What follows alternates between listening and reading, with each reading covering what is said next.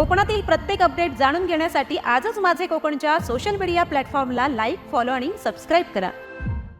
रायगड जिल्ह्यातील सुधागड तालुक्यातील मौजे चिवे गावात जमीन फेरफार नोंदीवरून वाद निर्माण झाला असून शेतकऱ्यांनी थेट तहसीलदार कार्यालय गाठत लेखी हरकत नोंदवली आहे। संबंधित जमीनधारकांना कोणतीही पूर्वसूचना अथवा नोटीस न देता जमिनीची आकारफोड मंजूर करण्यात आल्याचा गंभीर आरोप ग्रामस्थांनी केला।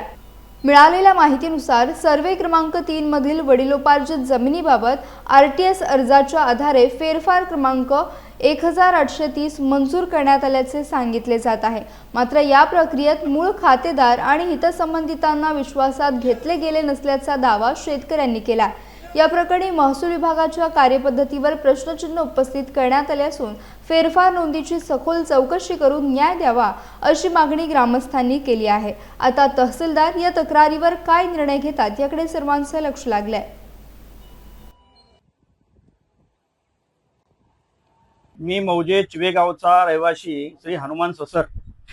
मी आज तहसीलदारांकडे निवेदन द्यायला आलोय की आमच्या जमिनी 1955 ची आकारफोड असं सांगून आमच्या जमिनीचे सातबारे परस्पर बदलले गेलेले आहेत।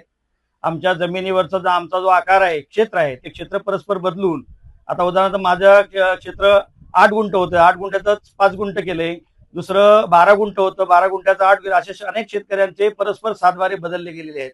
काही शेतकऱ्यांच्या नावावर सातबाराच राहिला नाही, सगळा पूर्णपणे त्याचं क्षेत्र पूर्ण दुसऱ्यांच्या नावावर हे करणारे गजानन मांटे म्हणून आहेत आमच्याकडे। जॉयविला म्हणून एक प्रोजेक्ट आहे आमच्या चिवे मौजे चिवे हद्दीमध्ये आलेला आहे।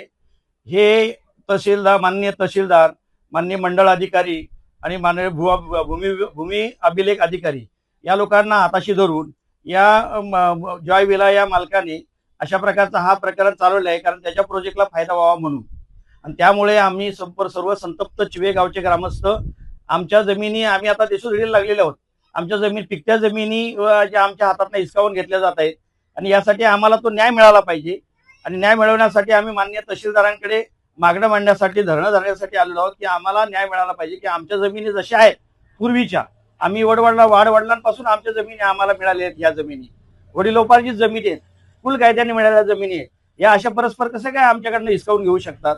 तर या संदर्भामध्ये जो काही प्रकरण आहे तो तत्काळ थांबलं पाहिजे आणि आमचे मूळचे जे सातबारे आहेत तसेच राहिले पाहिजे, अशा प्रकारची आमची मागणी आहे। हा शेतकऱ्यांवर आमच्यावर झालेला अन्याय आहे आणि ह्या अन्यायाविरोधात आज आम्ही इथे उतरलेलो आहोत।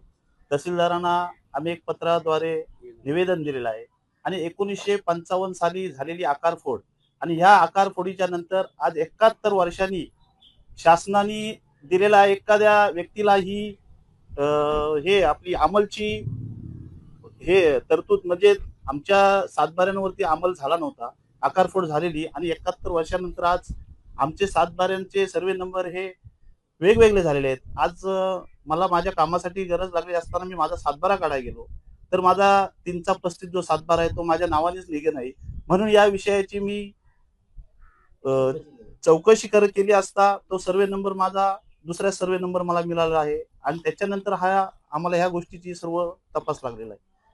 काय आपली पुढची भूमिका असणार आहे शेतकऱ्यांची? आमची शेतकऱ्यांची एवढीच भूमिका आहे, ज्या आमच्या वडिलोपार्जित जागा जमिनी आहेत त्या आमचे सर्वे नंबर आहेत।